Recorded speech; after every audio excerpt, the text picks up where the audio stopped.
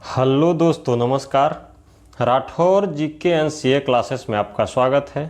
मैं आपका host Aditya Rathore current affairs से 15 महत्वपूर्ण क्वेश्चन लाया हूं। आज का पहला प्रश्न है, हाल ही में भारतीय वायुसेना ने सुखोई लड़ाकू विमान से किस मिसाइल का सफल परीक्षण किया? यह ब्रह्मोस मिसाइल का किया है। ब्रह्मोस एरोस्पेस भारत एवं रूस का संयुक्त उपक्रम है जो सुपरसोनिक क्रूज मिसाइलों का उत्पादन करता है। इन मिसाइलों को पनडुब्बियों, जहाज़ों, विमानों तथा जमीन से लॉन्च किया जा सकता है। दोस्तों, जीवन में एक लक्ष्य निर्धारित कीजिए और अपनी दृष्टि को हमेशा उस लक्ष्य पे बनाए रखिए, तभी आपको लक्ष्य की प्राप्ति होगी। आज का अगला प्रश्न है, स्मार्ट सिटी मिशन के तहत देश के कितने शहरों का विकास किया जा रहा है? यह 100 शहरों का किया जा रहा है। उनमें से 80 में एकीकृत कमान और नियंत्रण केंद्र पहले ही स्थापित किए जा चुके हैं और 15 अगस्त 2022 तक बाकी बचे हुए शहरों में भी एकीकृत कमान और नियंत्रण केंद्र होंगे। इस परियोजना का मुख्य उद्देश्य 100 आत्मनिर्भर नागरिक अनुकूल शहरी बस्तियों को विकसित करना है। आज का अगला प्रश्न है, किस राज्य ने अपना स्पेस टेक फ्रेमवर्क लॉन्च किया और मेटावर्स पर इस लॉन्च इवेंट की मेजबानी की? यह तेलंगाना ने किया है। जो लॉन्च व्हीकल, सैटेलाइट सिस्टम और सब सिस्टम, ग्राउंड इक्विपमेंट मैन्युफैक्चरिंग और अन्य सुविधाओं के घरेलू उत्पादन को बढ़ावा देने के लिए अपना स्पेस टेक फ्रेमवर्क लॉन्च किया है।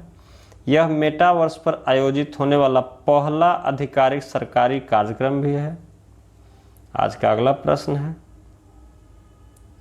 किस केंद्रीय मंत्रालय ने नेशनल मेटलर्जिस्ट अवार्ड 2021 कार्यक्रम की मेजबानी की है? यह इस्पात मंत्रालय ने किया है। जो इस पुरस्कार 2021 कार्यक्रम की मेजबानी इस्पात मंत्रालय ने किया दिल्ली में।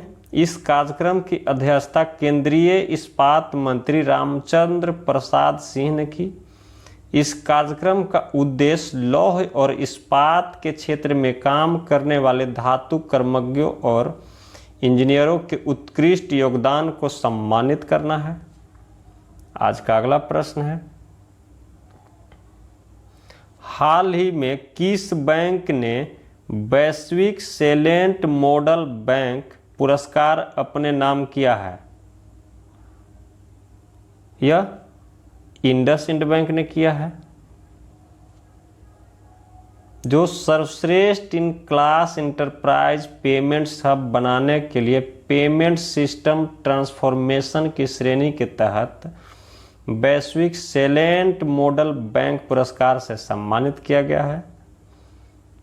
आज का अगला प्रश्न है, हाल ही में विप्रो ने किसे भारत का कंट्री हेड नियुक्त किया है?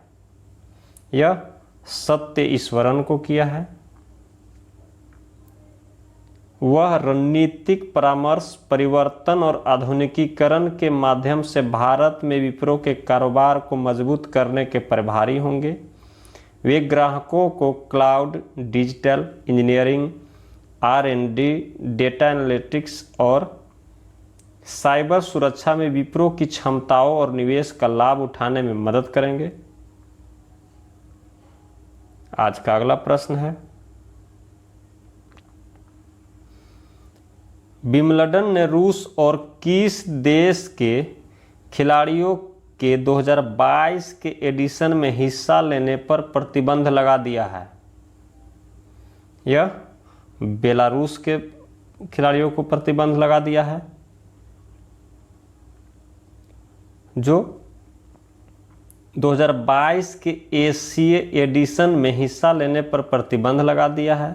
यूक्रेन और रूस के बीच जारी युद्ध के मद्देनजर दोनों देशों के खिलाड़ियों के विंबलडन 2022 में भाग लेने पर प्रतिबंध लगा दिया गया है।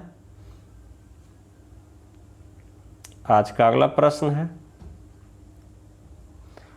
हाल ही में वित्त मंत्री निर्मला सीतारमण ने अंतर्राष्ट्रीय मुद्रा कोष से किस देश को तत्काल वित्तीय सहायता देने का आह्वान किया है?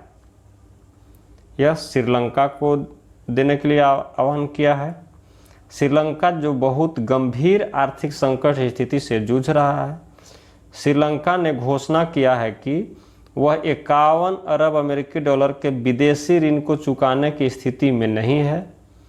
श्रीलंका इस वर्ष के लिए अंतर्राष्ट्रीय मुद्रा कोष से 4 अरब अमेरिकी डॉलर के आर्थिक पैकेज की मांग कर रहा है।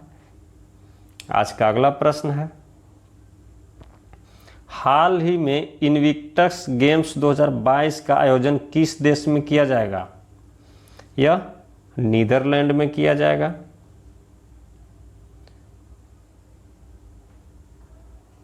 जो इनविक्टस गेम्स का पहला संस्करण साल 2014 में लंदन में आयोजित किया गया था।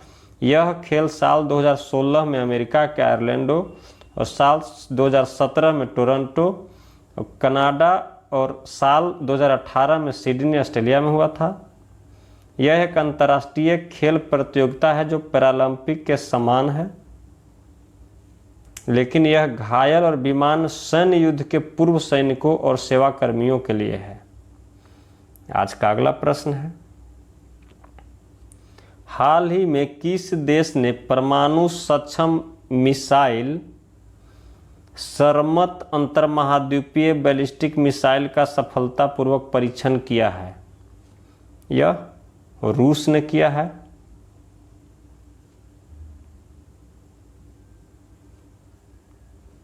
जो रूसी मंत्रालय ने कहा कि सरमट दुनिया भर में किसी भी टारगेट को तबाह कर सकती है।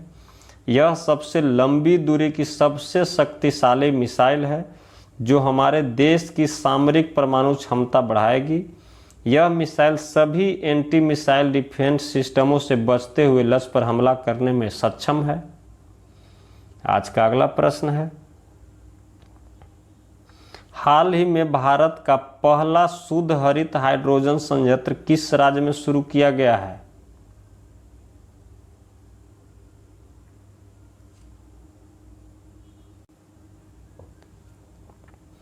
यह असम में किया गया है। जो OIL यानी ऑयल इंडिया लिमिटेड द्वारा असम में अपने जोरहाट पंप स्टेशन पर भारत का पहला 99.999% शुद्ध ग्रीन हाइड्रोजन पायलट प्लांट शुरू किया गया है। संयंत्र की प्रतिदिन 10 किलो की स्थापित क्षमता है। आज का अगला प्रश्न है, हाल ही में किस राज्य द्वारा जन निगरानी ऐप जारी की गई है? यह जम्मू कश्मीर द्वारा किया गया है। जो गवर्नेंस पहल के तहत एक ऐप जन निगरानी लॉन्च किया गया है। इसका उद्देश्य लोगों को विभिन्न योजनाओं से संबंधित शिकायतों को ऑनलाइन दर्ज करने में मदद करना है।